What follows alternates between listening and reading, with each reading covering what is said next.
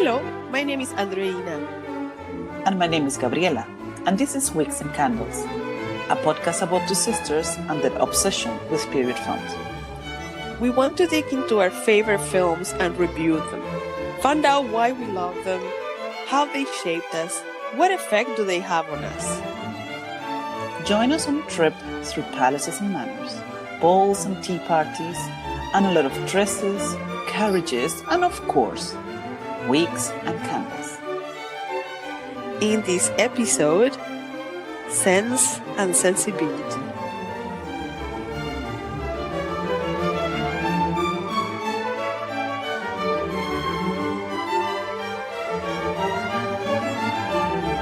So, Gabi, the most classic of classic period films, a Jane Austen adaptation.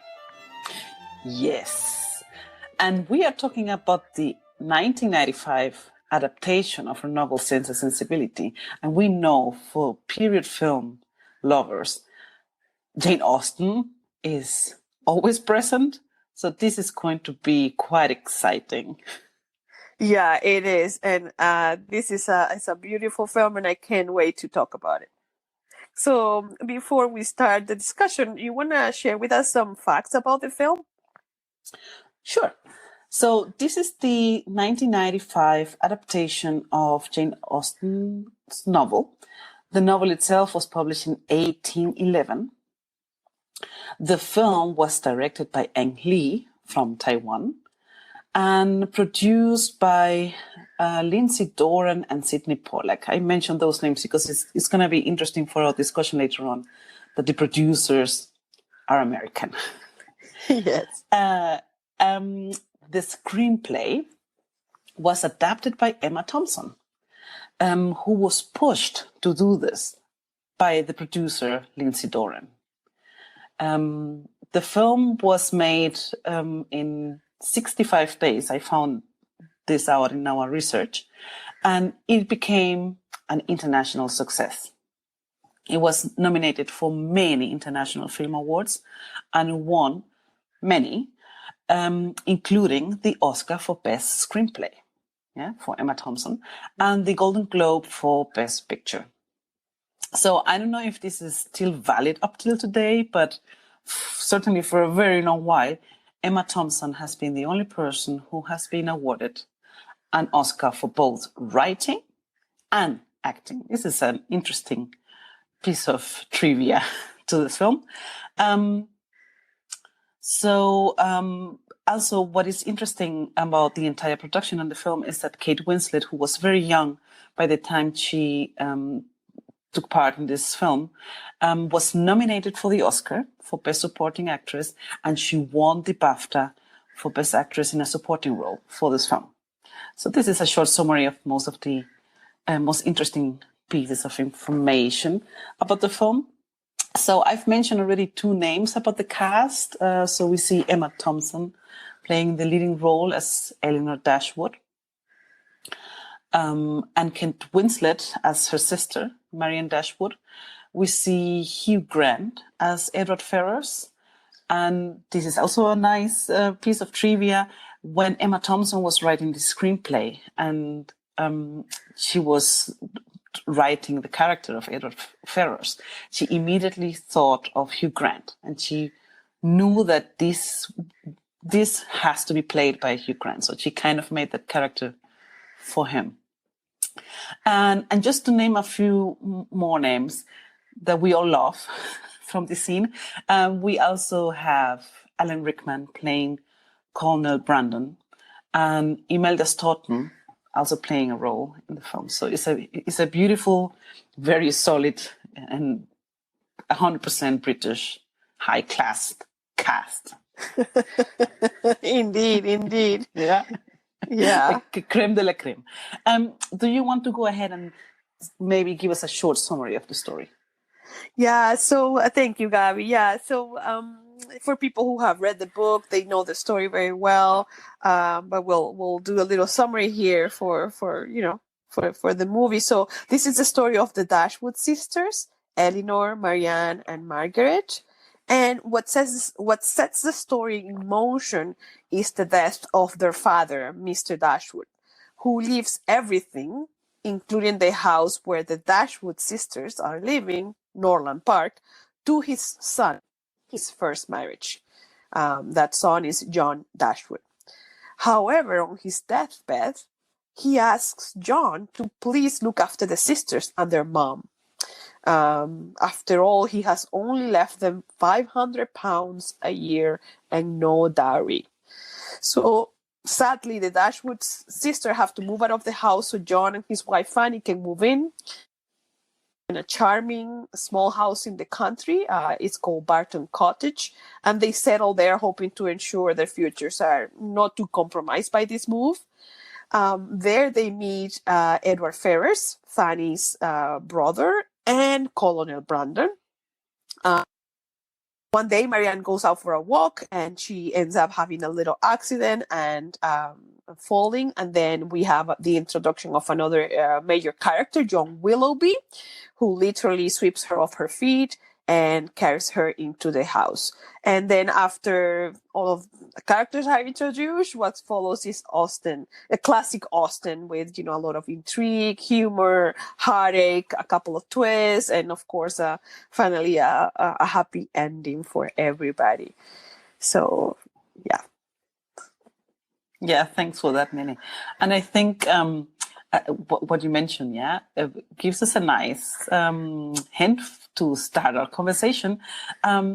It is Austen at its best.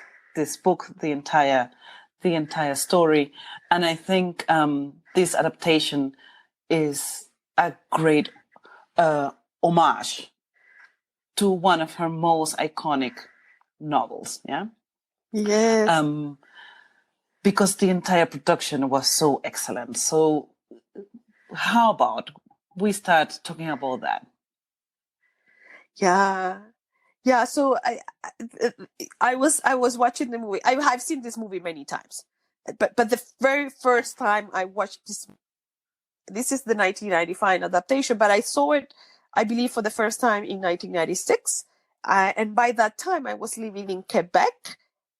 And Quebec City is a very French city. Quebec City in Canada is the old Quebec, Quebec is a typically French city. And I went to a old movie theater that shows movies in the original language. Most movies are shown dubbed into French. But I saw this one in the original English, and I was just completely swept away. Was classic of British films. I mean, he had everything. He had the landscapes, he had the buildings, he had the costumes. I mean, it was, and I think this movie is the one that made me an Anglophile. I admit it. I was in the middle of Canadian French. I was like in the middle of the peak of French culture in Quebec. But this is the movie that made me realize that I was also an Anglophile. So it was so beautiful. And when I watched it again, I've watched it many times after, but I was watching it, I had to watch it for different reasons. I had to watch the movie with no sound, and that made me focus on the images much more. And what really struck me is how painterly they were. They remind me of classic early 19th century painting. It was really beautiful compositions throughout. So in terms of the settings, you have countryside, the classic views of costume dramas, right, or period film. You have the countryside, you have the fog, early mornings, the sheep going on, fields.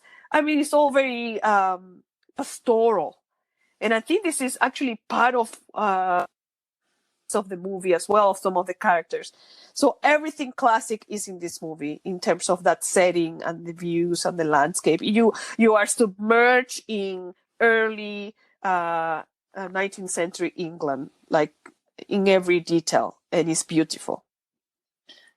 Very good, Lenny. I think you really pinpointed, that it really contains everything that one associates with 19th century England, these hilly landscapes and the foggy atmosphere of some scenes, and I absolutely agree with that view that some of the scenes, or most of the scenes, are really set up that they really look like a painting, totally, and it is really interesting to say that we think this is like the pulpit of British 19th century in England, because as we mentioned before, many key elements on the entire production were taken over by people who were not from England, So we have a producers team from America, from the US. We have Lindsay Doran and Sidney Pollack, and we have a Taiwanese director. So if you would only read that, you would say, how do they dare to really make a Jane Austen adaptation in 19th century England? But this is the magic, I guess, of the entire film, that they really managed with their view to transport that to us viewers, that we say, this is exactly how I imagine Jane Austen's surroundings to have been like, Yeah. It is really beautiful, Yeah, I think the person that I'm on that team, of course, but I think the person that I really, really love, because I love his other films, is Ang Lee. I mean, what a master. He is a master director, and he had done a movie called Eat, Drink, Man, Woman, and I think that was the movie that led the producers to call on him to direct this one. And you might think, okay, these movies are not at all alike. Eat, Drink, Man, Woman is in contemporary Taiwan, and it has nothing to do with Jane Austen or 19th century society, British society. But what really attracted them was the dynamic between the sisters in that movie, and the fact that this movie is about sisters. And I think that was very key. And another thing, so he brought that sensibility to the directing, But the other thing is, I think a lot of what period movies do is create sort of like a myth. This is about a representation of culture. This is about kind of myth making. This is Britain telling, this is what we have to offer. This is what we export to the world. They have been extremely successful, obviously, because millions of people around the world love British period films. I mean, the BBC has an entire category of, costume dramas and masterpiece theater, of course. So this is an export. This is very much done for international audiences, as much as domestic audience, like British audiences. So I think the fact that you have two American producers and a Taiwanese director is absolutely fine, because they have this external view of what they think, what the viewer expects. Yeah, and I guess maybe some, I don't know. Here I'm speculating, but perhaps a renewed sense of it. It's like it is still interesting for them. They're not jaded. Like it's still something that they can see with curiosity and admiration. And that they're eager to consume. Yes, and I think while I was researching for this, I mean, maybe I have to say I saw the film also back then, maybe also after it was so popular with the Oscars. So when the hype was going on and it became so famous. And I have seen the film now again in preparation for our podcast. And while doing the research for the entire film, I heard some interviews and some interviews with Lindsay Doran saying that she loved it, even though she is American. She spent many years in England, and she loved everything about it, and she loved Jane Austen. So she was also like trying to give that what you're saying. Yeah, this is like, I am a consumer of this export. Yes. How does she put that into the filmmaking? does she transport that love that she personally feels towards this culture and all these elements, how she puts it even through the film. And interesting also that Ang Lee himself, he says, up to that moment when he was approached to do the film, he says, I didn't know anything about Jane Austen or England in the 19th century. So he had a very unbiased imagination and a view of, okay, how do I put this marvelous script into moving pictures? Yeah. Wow. Yeah, yeah. And a master director. I mean, every frame of this movie, and again, it was interesting to watch it. I mean, these movies are a feast for the eyes and for the ears, right? Because you have these beautiful dialogues and the beautiful accents, which everything is appealing to that audience, right? That loves this. And you have the music. But it was interesting when I was watching it without sound because I could concentrate on the images and the framing of it. Everything was so carefully structured and studied, where everybody's placed within a scene, within the spaces, so carefully constructed. Yes. And I think this is very important because we've talked about this in other we have talked about this in other, or we will talk about this in other episodes. But when we talk about period film, we're talking about societies that had different rules, and from depending on class and position in society. So all of this is very important. It's more important than today, because where you are sitting, where you are standing, where you're walking through, is an indication of your status in society. So I think none of what we see in the screen is done without thinking. Everything is intentional. Yes, I totally 200% agree. And I had exactly that impression when I saw the film again, that nothing is left to chance. Mm-hmm. Nothing. Yes, all these frames, all this choreography of, okay, you come in and so on and so on. It's just really so carefully studied. And well, we have mentioned this, and you said it at the beginning. As a viewer of costume dramas or period films, we want to feel submerged in that time, and we don't want anything to look anything like modern. We want it to be as accurate as possible, and this is something very, very difficult to achieve if you don't take it seriously and really do it as carefully as they have done this.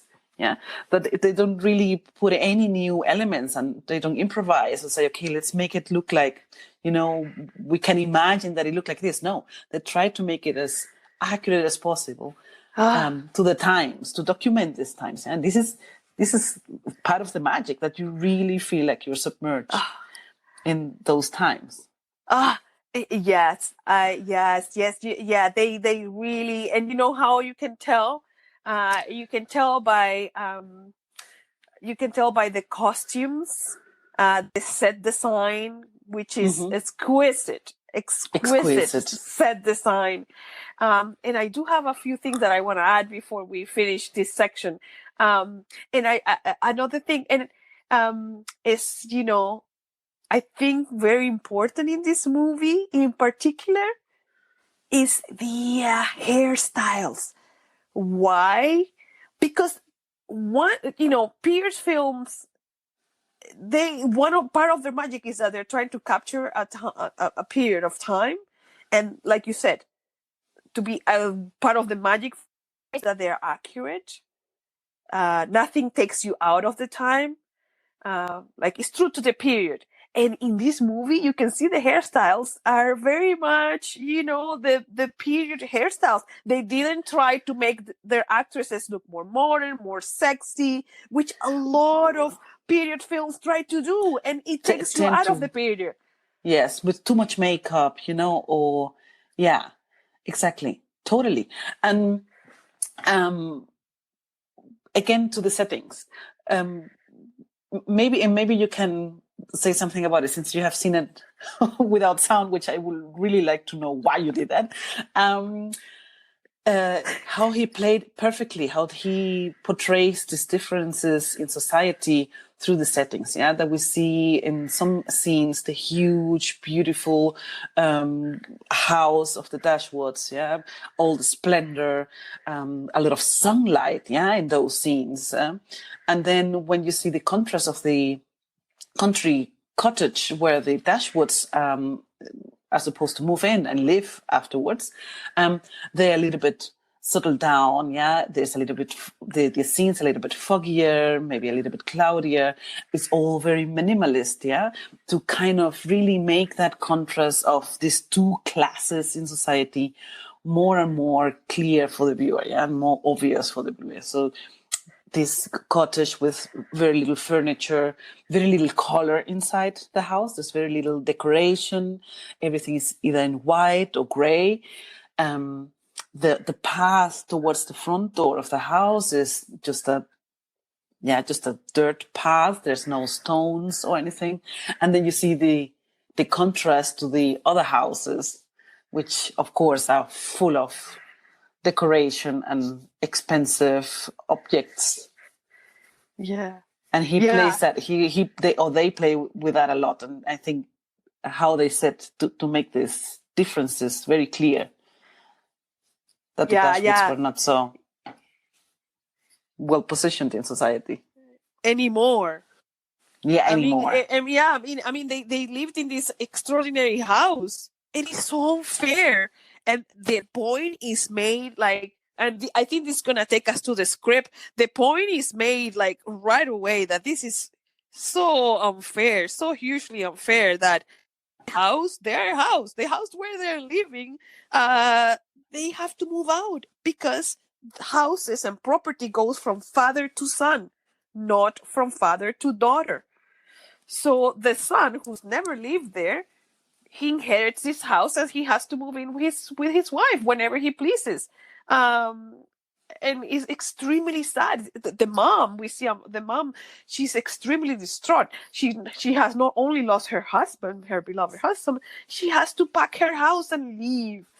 It is, and the point is made at different points, in the dialogue, everywhere, how unfair this is.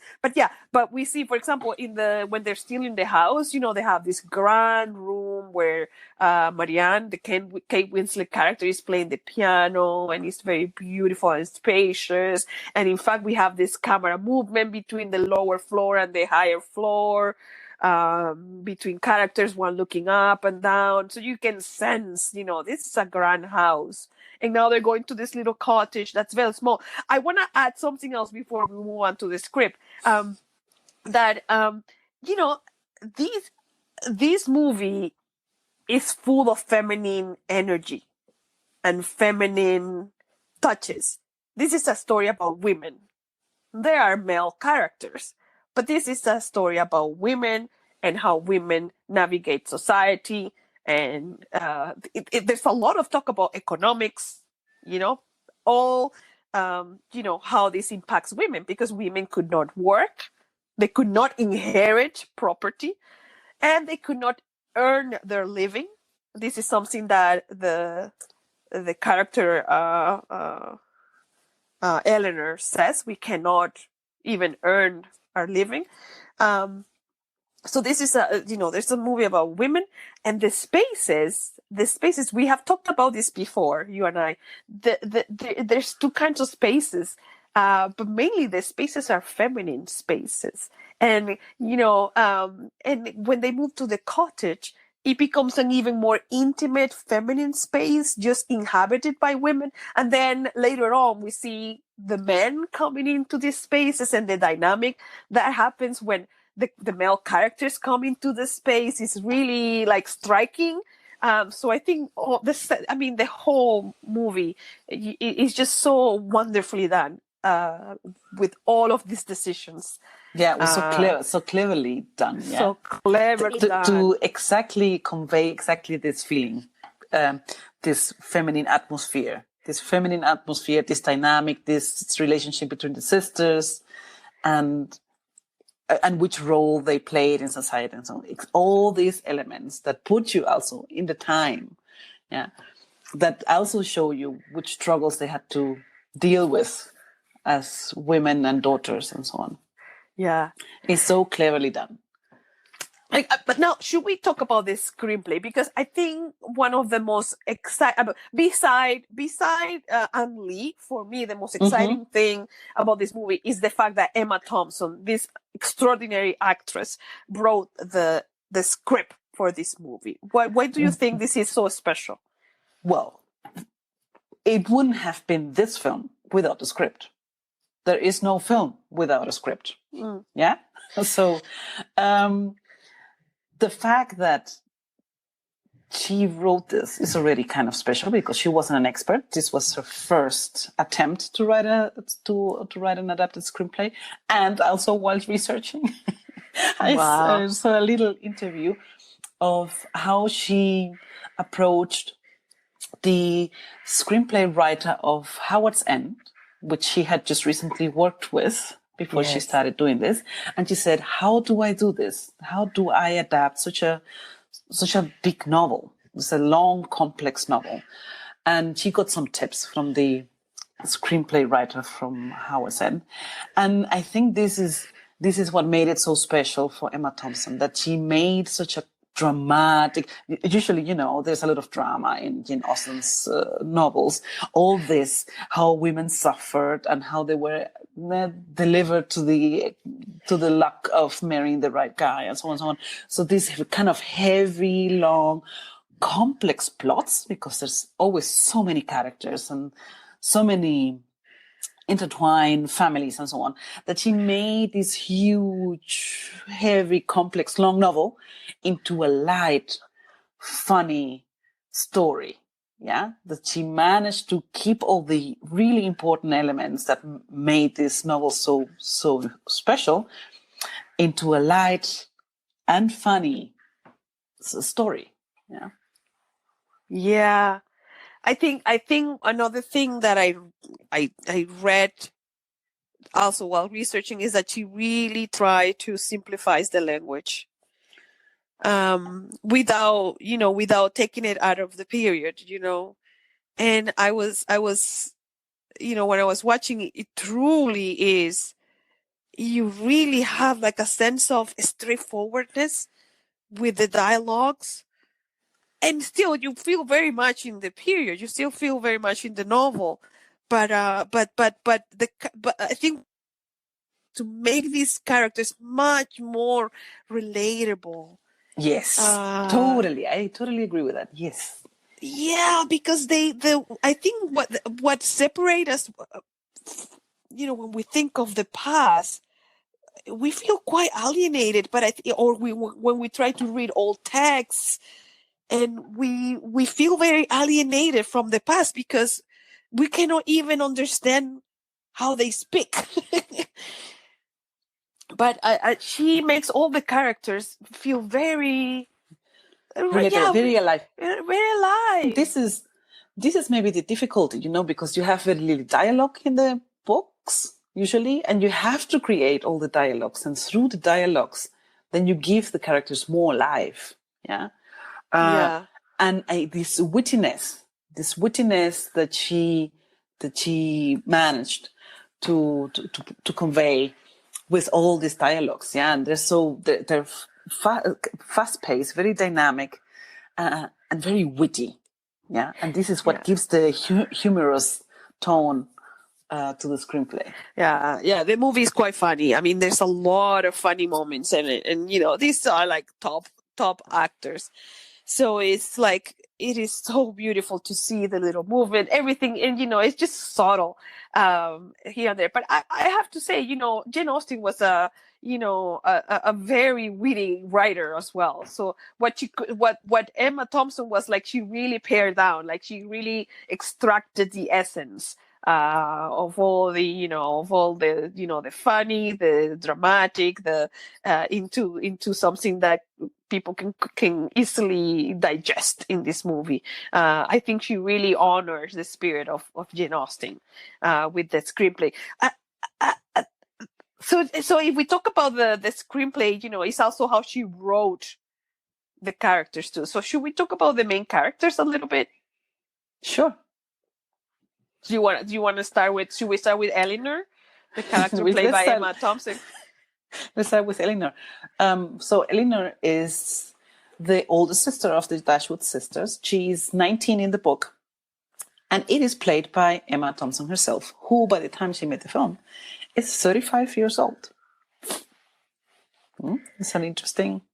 It's an interesting. It's an interesting change, because she makes Eleanor much more mature, and her situation as an unmarried woman much more urgent, or distressing in a way, right? Because 19 to 35, I mean, really is a big difference there. But I can say that Eleanor is my favorite character in this movie. What I think when I think of Eleanor, and I could be completely mistaken, obviously this is all speculation, but when I see Eleanor as a character, I have the feeling of seeing a real 19th century woman. I can relate to her as a real life person, where in many other movies, the characters and motivations and actions of the characters, female or masculine, are sometimes quite incomprehensible to me. It's like I enjoy, but I can't understand why they're doing this or that. But Eleanor, she's somebody, like, she's so clear to me. She's so, again, relatable. It's like I understand her. I understand her emotion, her motivation. I completely can see her as a woman at the period, and I can understand that woman and the difficulties of her period, of her time, much more than in any other movie. And I think it's just both a testament of how she wrote her. She's a very, obviously she's the sense, in the Sense and Sensibility. Eleanor plays the sense. She's the sensible person. She's the one who's running the house. She's the one finding a house, the rent. She's the one keeping the books, the accounting. She's the one keeping the house running, comforting her mother. She's the eldest sister. She's the one who has to be proper. And she does this without any bitterness or resentment. She's very composed. She's a composed. She has humor. She does you can see her intellect coming through, but also her down to earth character. And I think, again, it's a testament to how she wrote it, but also how she's played by Emma Thompson. Wow, she's one of my favorite characters. I really love Eleanor. And I think it's interesting in what you mentioned about her, about the age of the character and her age as an actress. I could imagine, this is again also speculation, I could imagine that it is, of course, that way more clear to differentiate between her character, Eleanor, and the middle daughter, Marianne, who's played by Kate Winslet, yeah? To make this age difference a little bit clearer, that she was the older and Marianne was the middle sister. Okay? Otherwise, if they had really picked up a 20-year-old actress, maybe this difference in age wouldn't have come through so clear. And yes, and this maturity of Emma Thompson as a woman and as an actor, go along very well with Eleanor's position within the family. Yeah, what you say, that she was responsible of so many things within her family. I think it is only of an advantage if it is played by someone who has more experience in life already. Yeah, you can give this sense of, okay, I am not flying around through life, trying to discover things. I am kind of become more settled because I am not 18 anymore. Yeah, not only become, she has to. She has simply to. has to. And that they just lost their dad. So Yes. she becomes kind of the de facto head of the house after they lost their Yes. father, right? So she is not so much that she has to become, she has no other choice. So she is sense. She is complete sense. She struggles to show her feelings and her emotions, even though she has many. So she always tries to play the rational one between the two sisters. While Marianne Dashwood, her sister, played by Kate Winslet, is obviously sensibility. She is just a volcano of passion and emotions. We were talking about volcanoes earlier, but in a much different context. Yeah, so tell me about your impression of Kate Winslet, very young Kate Winslet, playing this role. Wow. So this is 2 years before Titanic. This is pre-Titanic Kate Winslet. So there will always be a before and after, right? Oh gosh, she's so. I mean, the thing with Kate Winslet is that she's also a very down to earth actress. She's also a very earthy. I will say even more earthy than Emma Thompson. Emma Thompson still has a lot of, she's more like a cerebral. Still has more a cerebral vibe than Kate Winslet. But this is not the role she's playing here. She's playing a romantic young girl who, he's quite passionate. She wants more out of life. She wants to feel. And the interesting thing about how Kate Winslet plays this is that you take her seriously. She's not a silly girl. She's not because silly. she's very intelligent, very well educated. Oh yeah, she's well read. She plays piano. She's very well educated. So she's not silly. She's not superfluous. She just wants a lot of feeling. She wants to feel things. And she wants to be moved. And more importantly, she's not gonna hide the fact that she's moved by things, by love, by beauty, etc. Yes, what do you think? Yes, totally. She really expresses all her emotions and all her thoughts. She is not shy to really say or show what she really feels. Of course, in all the decency that she was brought up to keep within her society frames.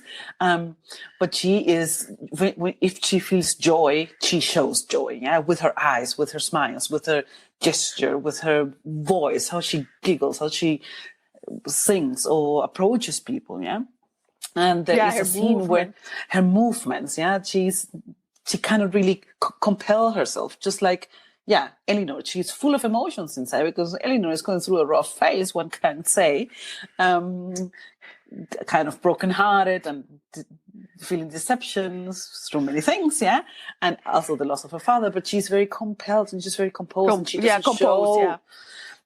She doesn't really show it. But Marianne is the opposite, and she doesn't. She kind of really keep it inside. She shows it.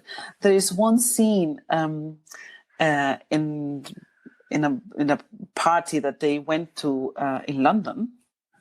So by this time, the love story of Marianne has already been shown.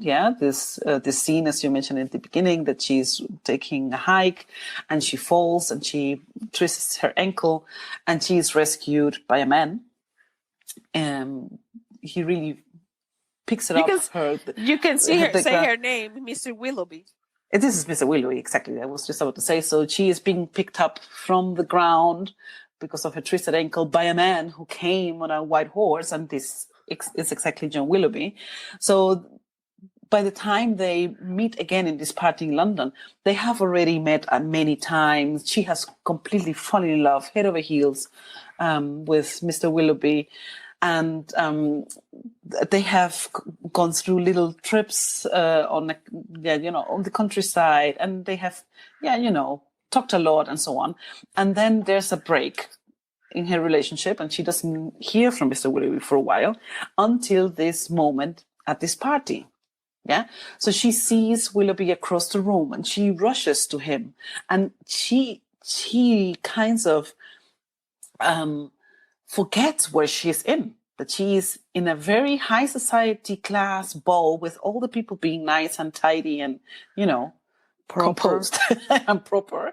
Yeah. And she just walks very fast to him.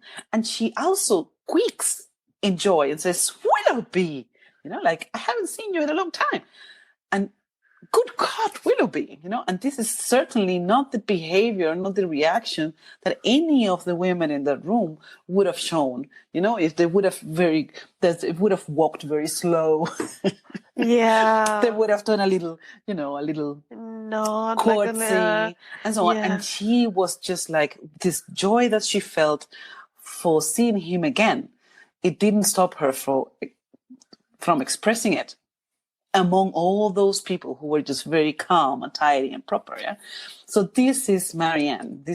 She's just a display of life and passion for love and beauty. Yeah.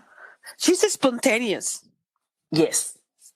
She's spontaneous, and she doesn't think that there's nothing wrong with that. Yes. In fact, she thinks the opposite is what is not wrong. Is wrong. Like when you hide who you are, or you hide your emotions. I mean, yeah. And she really doesn't care that much about what people might think of her behavior, because she says, this is right, how I am feeling and how I am expressing it. This is the right thing.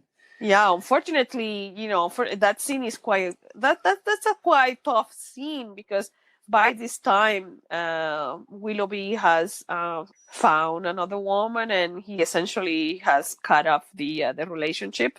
So this is a tough scene, and it's very humiliating for Marianne when she does that, and he ignores her. So she also is very quick to show how distraught she is he's like, oh, who are you? I mean, it's a pretty tough scene. It's very tough, yeah. I cannot really imagine. I mean, I don't know. I don't know the price that you will have to pay in society for behaving in a non-proper way. So I don't really know what the consequences will be for a woman who didn't behave as she was expected. I mean, she's accepted in society, but people will talk about her, I guess. They were already whispering behind her back, yeah. Yeah, whispering behind her back and so on. And, and everything that happens to one person of the family, affects the rest of the family. Yeah, it's not, it's like if your sister behaves in that way, they're gonna criticize your mom and everybody else. But yeah, I think we should move on to the two main male characters, because they're quite important. So, or three male characters. So we have Edward Ferrer, who's played by Hugh Grant, and we have Willoughby, played by Greg Wise, and we have Colonel Brandon, played by Alan Rickman, the beautiful, amazing Alan Rickman. Rest in peace. Rest in peace, Alan Rickman. So I can say a word or two about Alan Rickman's performance, and please be my guest and talk about Edward. Alan Rickman, he is great.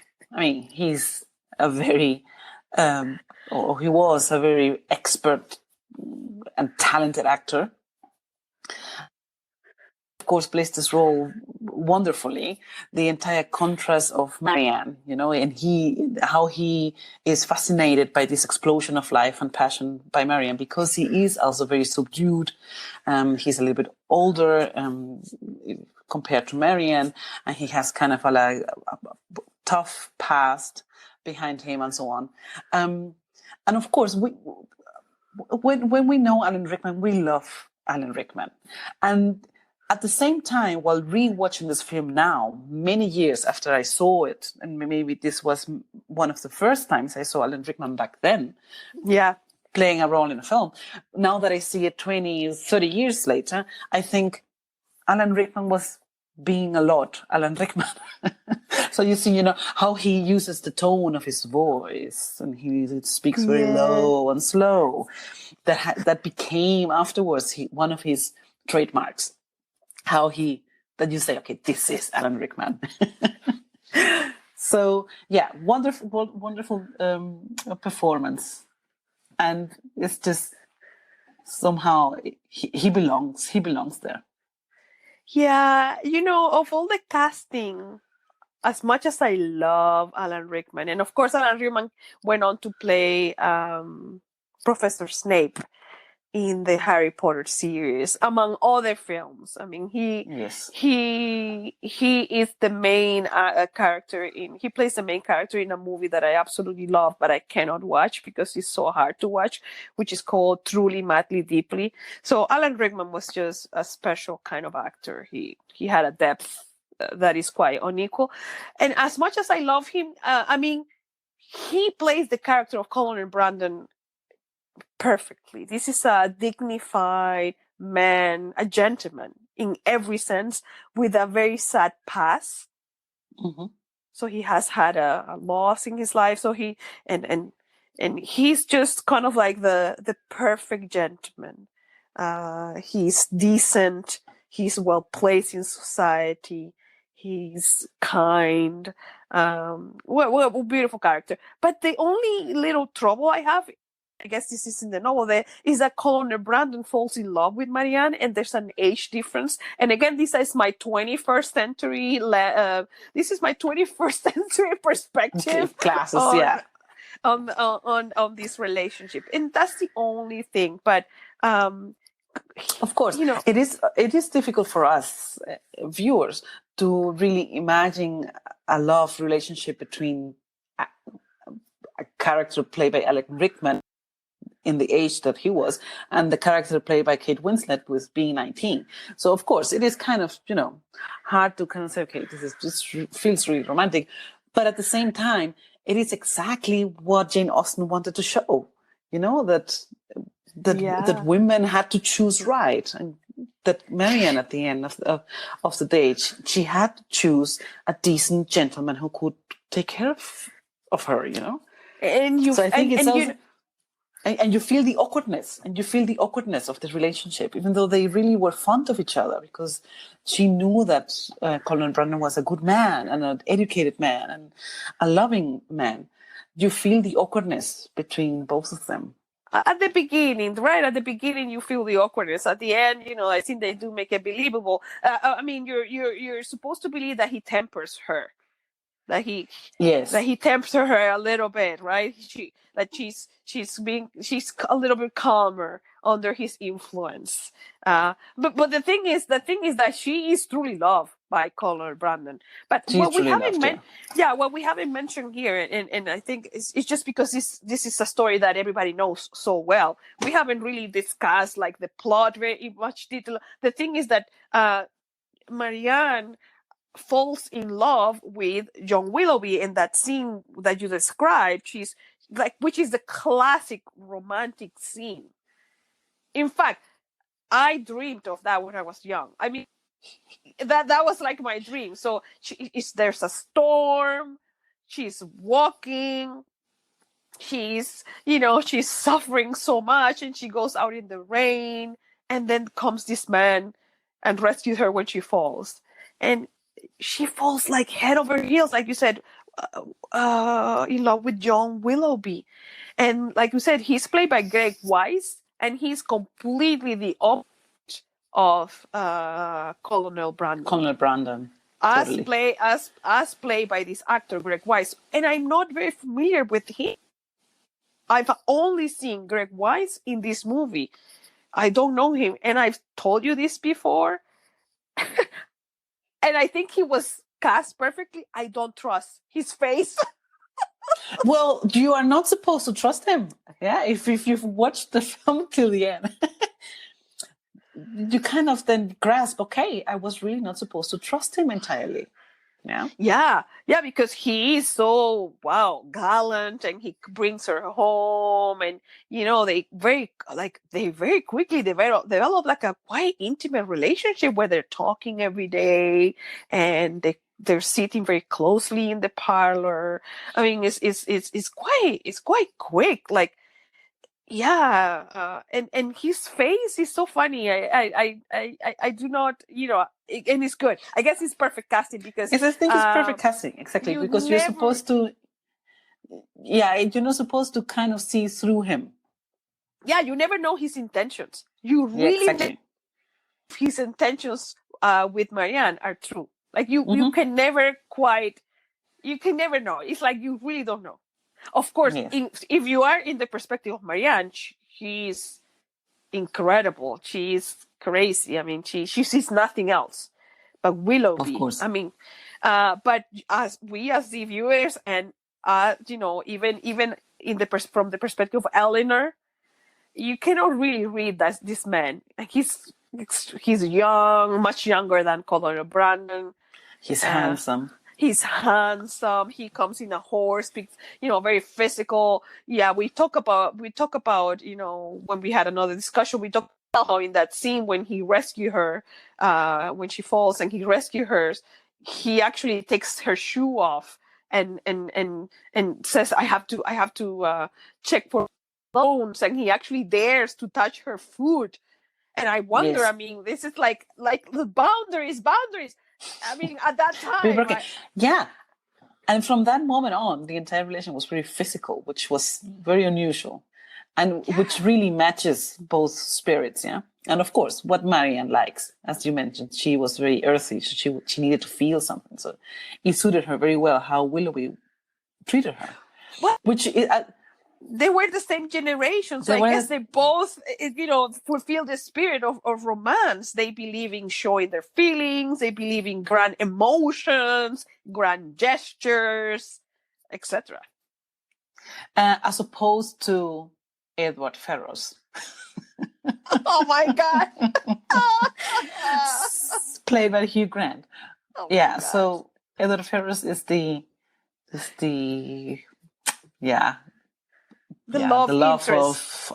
love interest of Eleanor. So please go ahead and tell us something about Edward. Why do I always have to start? Oh my God! Oh gosh! Should I start? Okay. I can start. Hugh Grant is Hugh Grant. Hugh Grant is Hugh Grant today, and Hugh Grant is Hugh Grant in 1995. I don't care how many collars and cravats and stiff collars and whatever you put on. He's still Hugh Grant.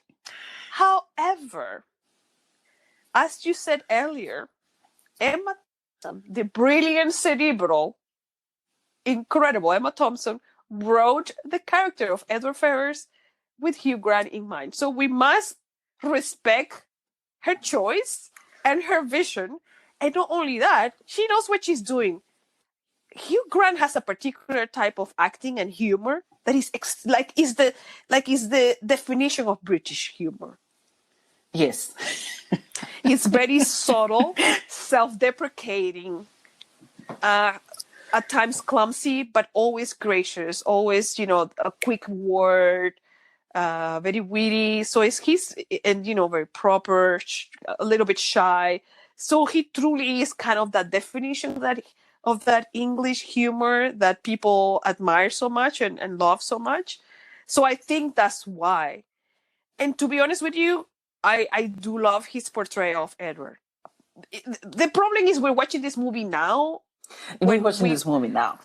Yeah. We're watching it again, and Hugh Grant is Hugh Grant. And to be honest with you, at the time, he was already a well-known actor. He had done a couple period films, including Maurice. Emma Thompson knew what kind of actor he was, and he wrote because he knew he would bring that sensibility to the role. So Edward Ferrars is a man of high position.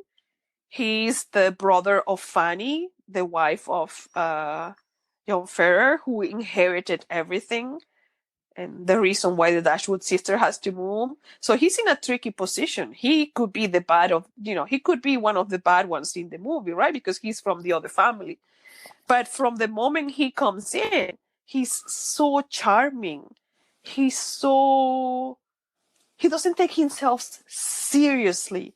And there's a key scene where he comes in and the little sister, Margaret, she's been missing, she's been hiding, she doesn't want to show her face because, the new people have come to take over the house and she doesn't want to meet them. She doesn't want to greet them. She's, I think, 12 or she's young.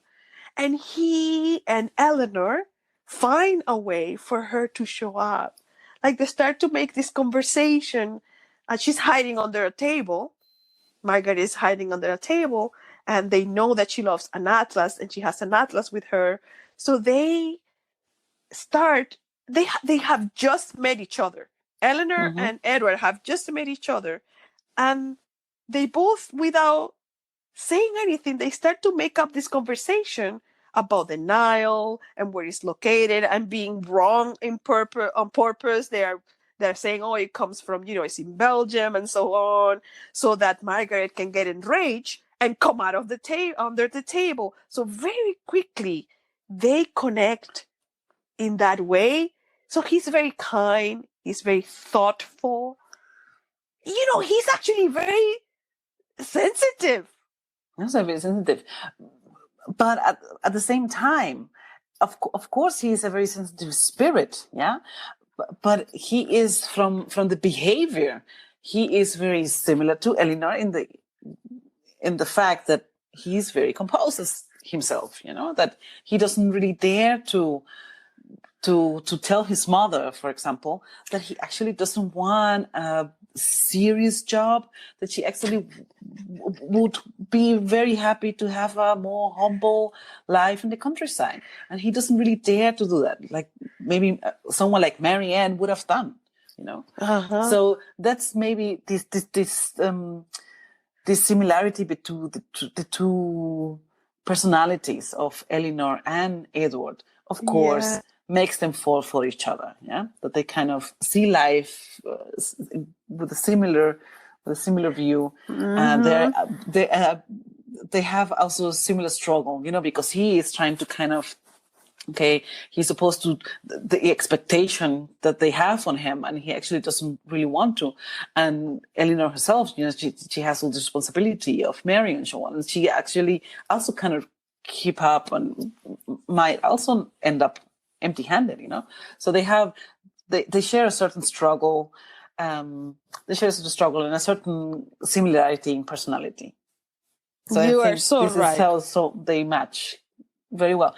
I have to say, this is why I let you talk first about Edward and Hugh Grant, that I am, of course, super biased today. We should have maybe done this podcast in 1996.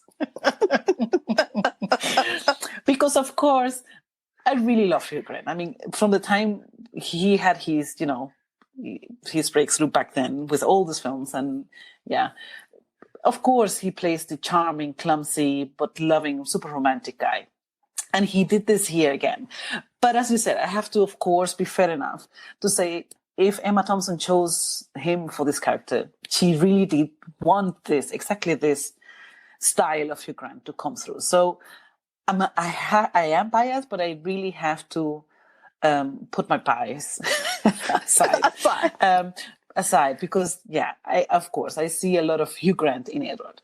And maybe to wrap it up about the characters and the cast, I have to admit that I had a struggle, even though everything individually, they're all so perfect, how they perform, how the characters are, and how they are as an actor, and so on and so on. I had, of course, my struggle to see Eleanor and Edward as a romantic couple, because of course I am seeing Emma Thompson and Hugh Grant as a romantic couple, and I don't see them really. I can't really feel as a viewer that that you fall for the romantic story. As I said, in the entire setting and how the characters and how the dialogues are done and how they talk to each other, this exchange about the struggles. He says, I I would be happy with a parish, and I don't want to be a big lawyer or go to military. Yeah. And how she talks, yeah, at least you have kind of a choice, even though it's not the best, but I have no choice. Yeah. So all super witty, intellectual, super dialogues. But, I have a struggle to see them really, like a romantic couple kissing, Emma Thompson and Hugh Grant kissing. I don't know. As a viewer, it's kind of difficult. So I have my struggles with the relationship. Yeah, that is very interesting. That is really interesting because individually, like you said, the characters are wonderfully created, like wonderfully developed. Like I can't stop thinking about how Hugh Grant wears the costume, the period costumes. Like he's very stiff and he's very he has this habit of holding the sleeves, which is like a very Yes. childish Very kind of childish, yes. gesture, and he does this all the time, and I'm sure he's pretty conscious that he's kind of like not fully comfortable in these clothes that he has to wear. He much rather be in the countryside with much less formal clothes. So he has a lot of little details and little gestures that show that he's not really fully comfortable with the position he has in society and the expectations he has on him. But it's true. It's I kind of have to agree with you that it's hard. It's like the love relationship, like the friendship is very believable. The friendship is relatable completely. That is maybe the believable. key. Yeah. The friendship is very believable. The friendship is really believable. But the love, perhaps the passion. However, they're supposed to be not very passionate. So, I do believe they love each other. I do believe they respect each other very much, but I cannot imagine anything in the bedroom, the apartment. Any passion. Yeah. Any passion, I know that we're running a little long, but I want to talk about one last relationship that I think is very important in this movie, more so than the romantic relationships. Can I do that? Yes, please. This is a novel and, of course, a movie about three sisters. I think the true love story in this movie is between these two sisters, and and of course little Margaret. But I think they're older. They share a lot of things. I think the true love story, the story that is the relationship that you can see the respect and the deep need for each other and love and consideration and admiration is between these two sisters. And I think these two actresses really, really play this well. And for me, this is the love story of the most important love story of the movie. Totally. And maybe here again, the difference of age comes again as an advantage, to have the older sister kind of protecting the younger sister, and the younger sister trying to give the bigger sister this feel for life, And absolutely, Nini, it is a wonderful dynamic between the two actresses, and yes, maybe this is the relationship that is the core of the entire story. Yeah, and how do you say? So match each other. Yeah, what Eleanor is missing in passion, Marianne tries to give her, and the other way around. What Marianne is lacking in rationality, Eleanor tries to give her. To.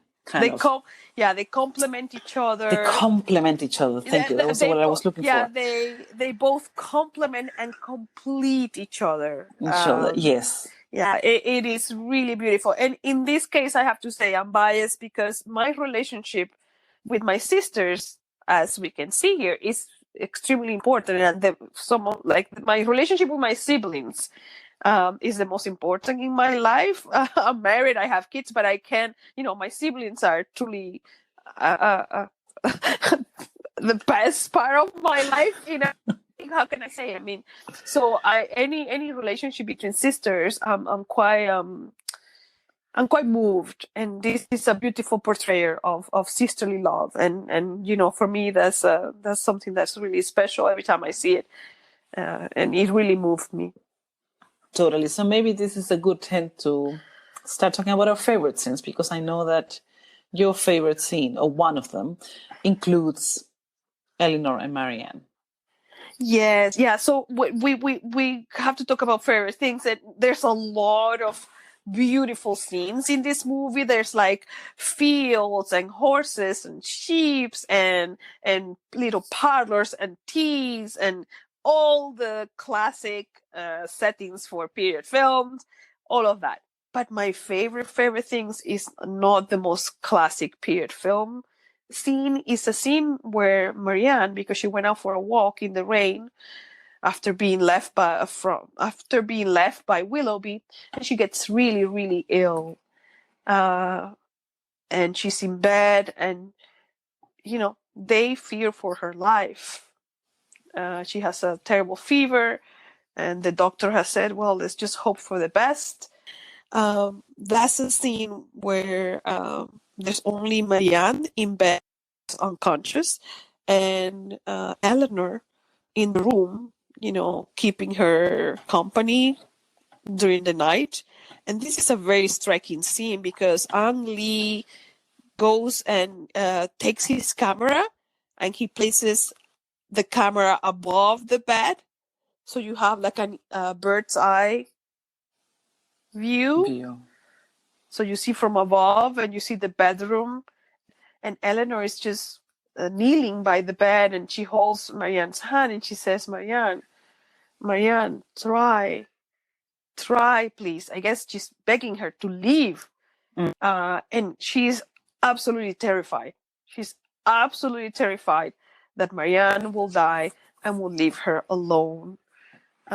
She is the life. She is the happiness to her rationality.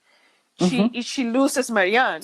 She loses everything that's beautiful, everything that's light. Yes. She loses the beauty. She loses the art. She loses the romance, the poetry in her life, her companion. And for me, that scene where we see them connect, I mean, basically, Eleanor is always very composed. We don't know her feelings. She's always trying to, don't show them. Here, she is completely honest.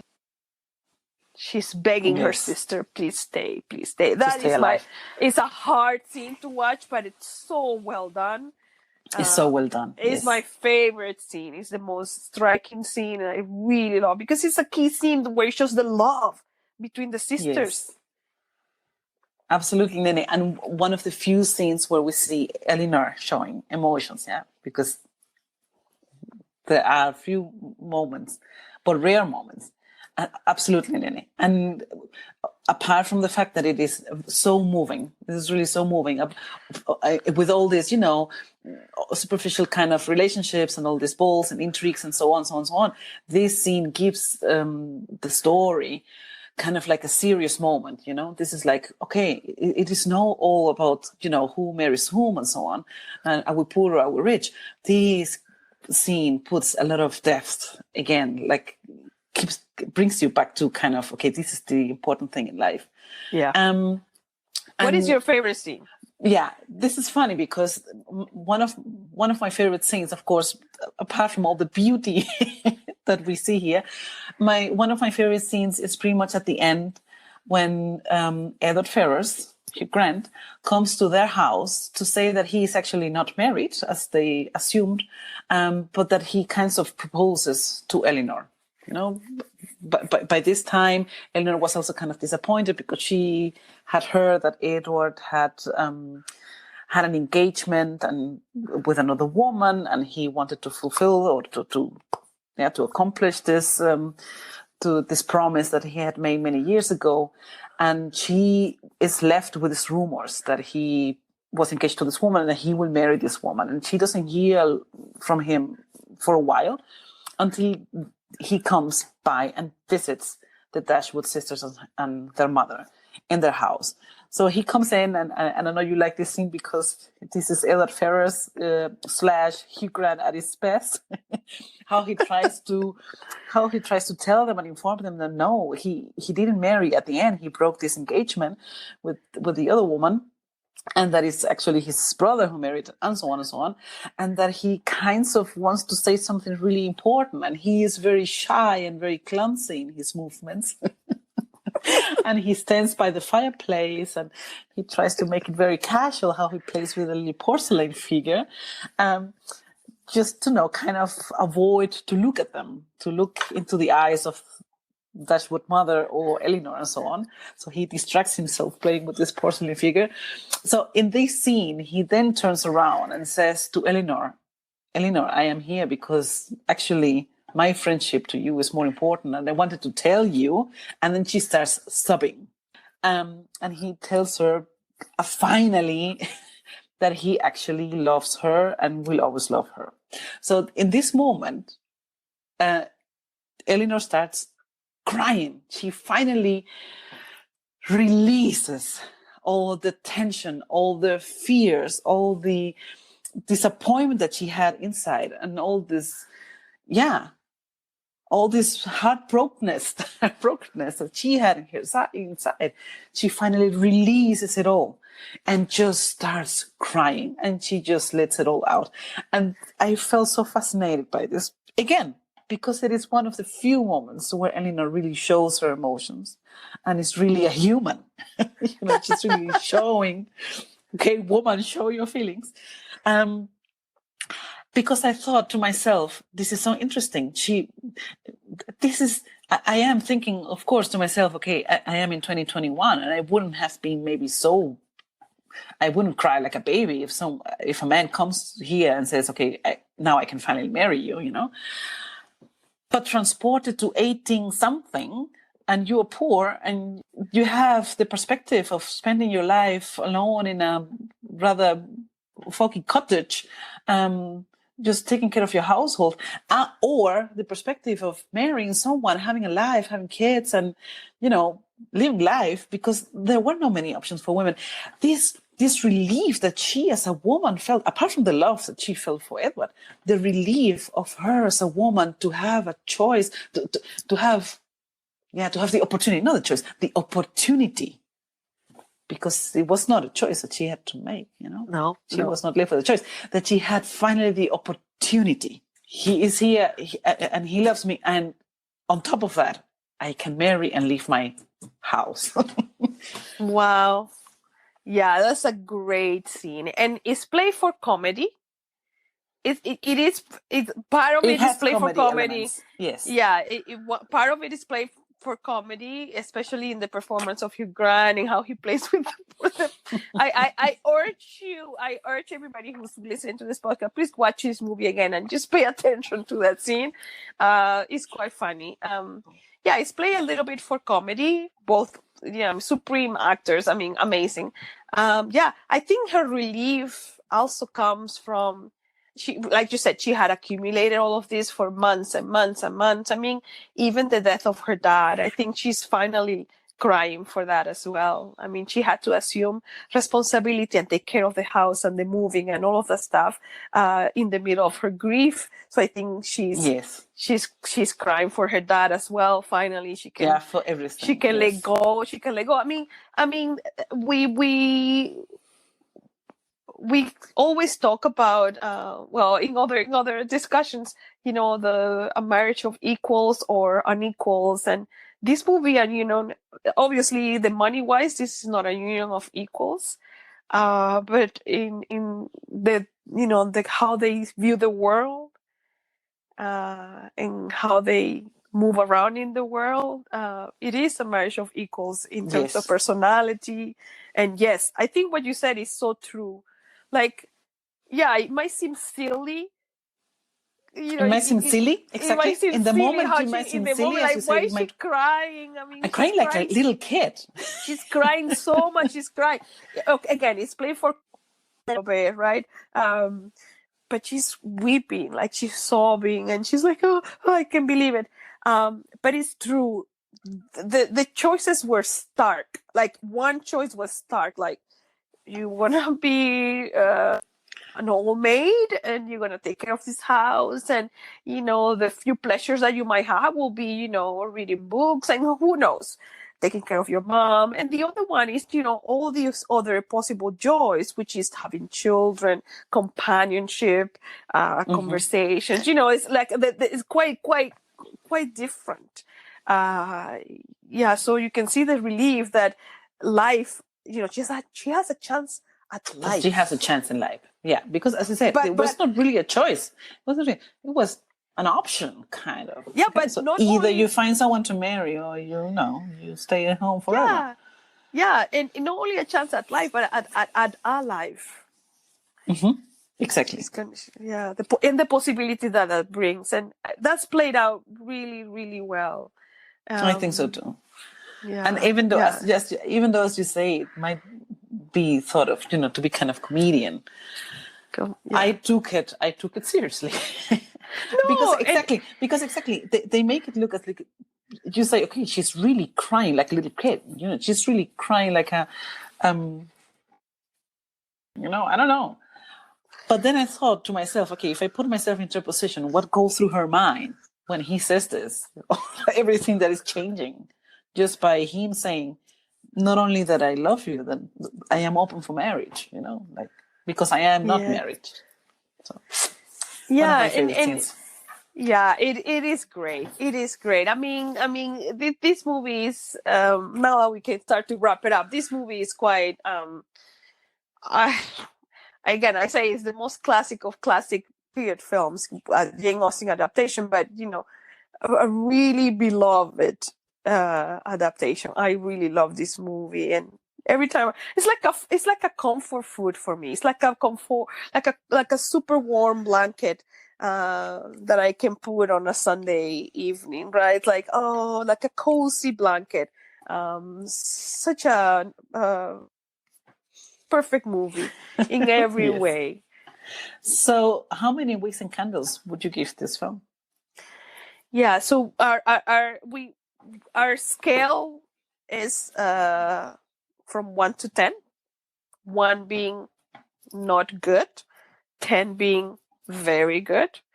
I've been thinking a lot about the rating for this movie because, again, I just said it's like a cozy blanket.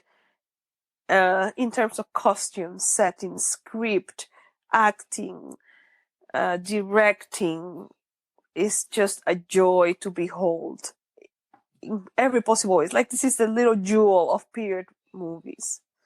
But after a discussion, I thought I can't give it. This movie deserves a 10. It's a classic. It's a classic. And technically, if we take everything individually for itself, as you mentioned, the settings, the production, the directing, the acting, the scripting, etc. So each element deserves a 10. It deserves a 10, but my rating is going to be 9.5. Why? Because of those relationships that we were talking about. That they're not fully believable in a way. It's like theater in a way, where you have to what is this phrase they say? You have to suspend your disbelief a little bit, like in theater. It's theater, and that they're making believe, right? They're moving the sets around, and you have to suspend your disbelief even more so that in a movie, because the movie is very, they try to make it very realistic. But I think this movie kind of like you have to suspend your disbelief a little bit in terms of the love matches and between the characters and the actors they chose. So that's why I'm giving it 9.5, but Ang Lee a 10. And Emma Thompson, and I give Emma Thompson like a 15. The Academy Awards jurors should listen to us. We should give Ang Lee a 10. Nene, I agree, and this is why I also give the film a 9. A 9 because because when I watch it, is a feast for the eyes, and since we love all this, since we such Anglophiles, this film feeds our thirst and our hunger for all these cliches and all these things that we love, porcelain and rooms and dresses and everything we love, and hills and countryside and so on and so on. So it is a feast for the eye and for the soul if you are an Anglophile and if you like period films. But again, this emotional part of the story that I, as a woman or as a viewer or whatever, of course, I find it beautiful, but I cannot really identify with the love relationships. If I see at the end of the film Marianne and Colin Brandon, so Kate Winslet and Alan Rickman coming out of the church as a couple, I feel to myself like, ooh, okay, this this looks kind of awkward. Yeah. So this is why I give it a 9. Wow. Thank you, Gabi. I had so much fun talking about this movie with you. Yeah, the same to me. And to review it is like to watch it again. And that's our episode. Thank you very much for listening, and stay tuned. Bye-bye. Bye-bye.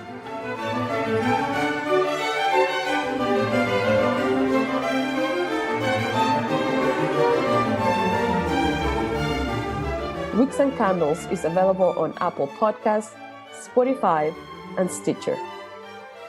So go ahead and subscribe and follow us on Instagram at Wicks and Candles.